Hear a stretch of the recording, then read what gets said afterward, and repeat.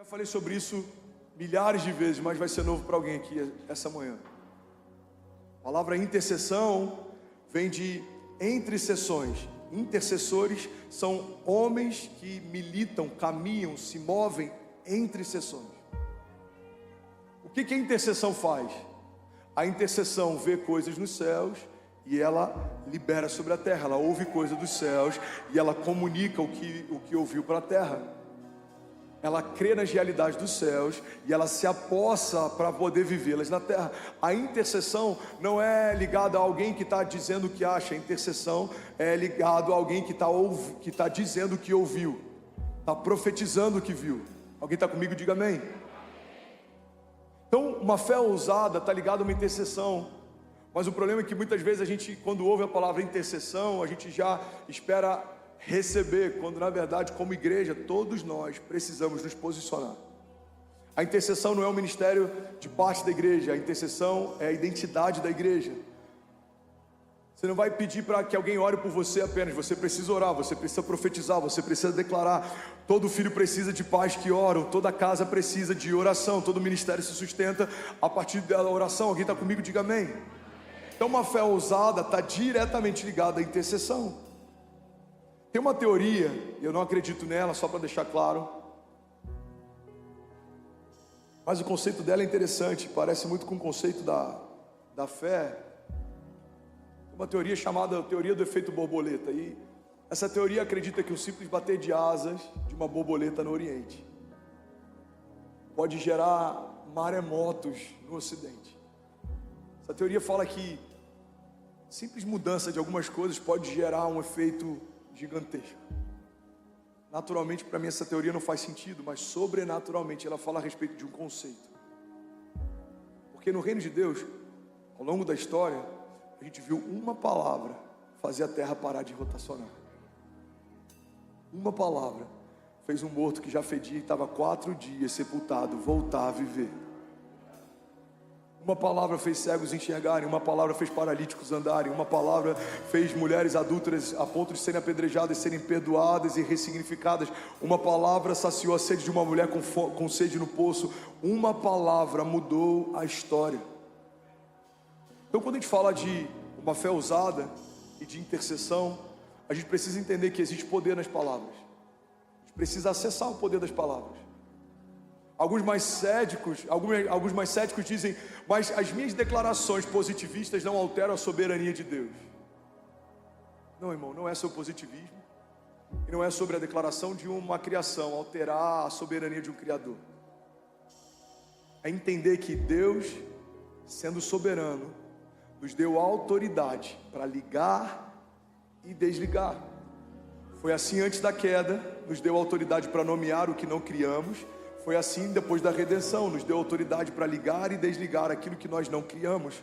Eu não criei as realidades da terra, mas pelo nome de Jesus eu posso liberar palavras sobre elas e acontecerão, se estiverem conectados à vontade de Deus. A Bíblia diz em João que se vocês permanecerem em mim, as minhas palavras permanecerem em vós, me pedirão o que quiserem e lhes será concedido. O que a palavra está dizendo é que se eu for um com Deus, aquilo que eu quero pedir já é o que Ele queria me dar. Se eu me tornar um com Deus, aquilo que eu quero profetizar já é o que Deus queria gerar. Então a minha boca se torna a boca de Deus, a minha voz se torna a voz de Deus. As palavras que saem da minha vida são as palavras que saíram antes da vida de Deus. É por isso que o profeta diante do vale de ossos secos, ele não diz vale de ossos secos, ouçam o que eu gostaria que acontecesse. Ele não diz vale de ossos secos, eu tive uma boa ideia para essa tarde. Não, ele diz vale de ossos secos, ouçam o que diz a voz do Senhor.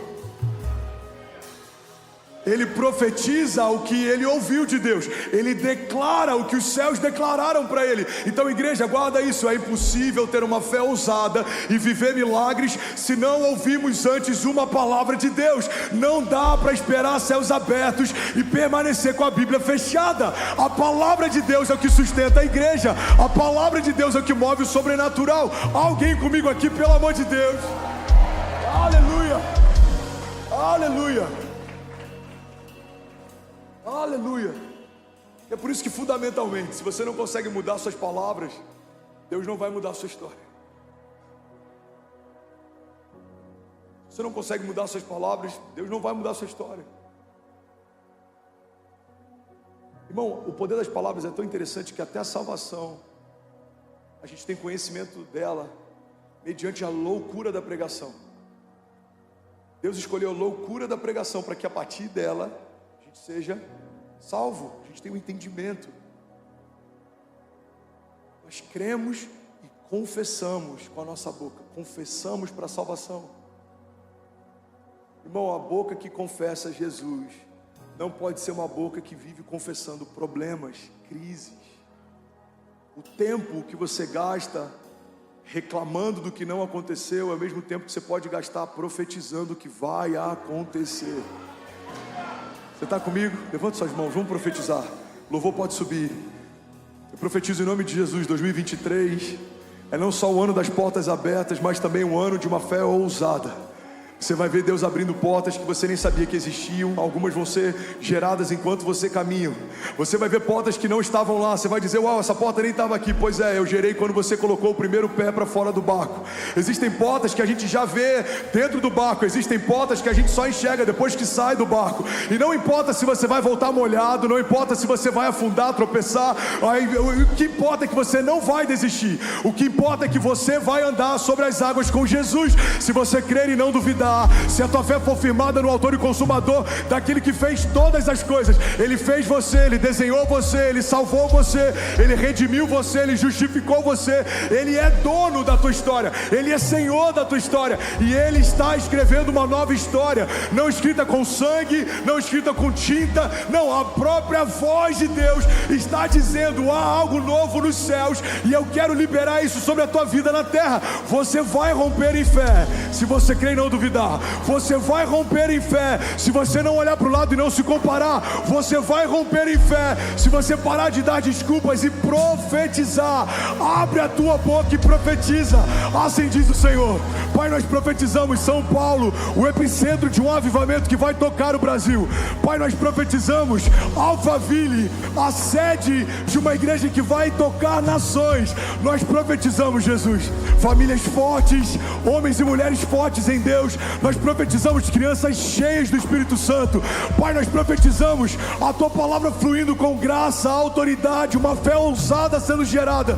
Nós profetizamos, Jesus, uma estação de paralíticos andando, uma estação de milagres, sinais, maravilhas, uma estação de provisão sobrenatural, portas abertas, com portas abertas.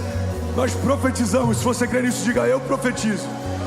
Diga com autoridade, diga, eu profetizo que 2023 já é o melhor ano da minha vida. Vamos, coloque de pé, diga, eu profetizo que a despeito das circunstâncias, diga, há uma palavra de Deus sobre mim. E ela é tudo que eu tenho, ela é tudo que eu preciso. Diga, ela é tudo que importa. Deus disse que vai acontecer. Eu creio, já aconteceu. Tudo bem? Você acabou agora de assistir um vídeo. Se você ainda não está inscrito, já se inscreve também no nosso canal, ativa esse sininho aqui embaixo de notificação e toda vez que eu fizer uma live ou estiver transmitindo uma mensagem ao vivo, você vai ser um dos primeiros a saber. Mas eu deixei mais 2 indicações aqui que eu espero que façam muito sentido para você. Então já aproveita e clica para assistir a próxima mensagem, beleza? Seja bem-vindo ao time de incendiários e eu espero...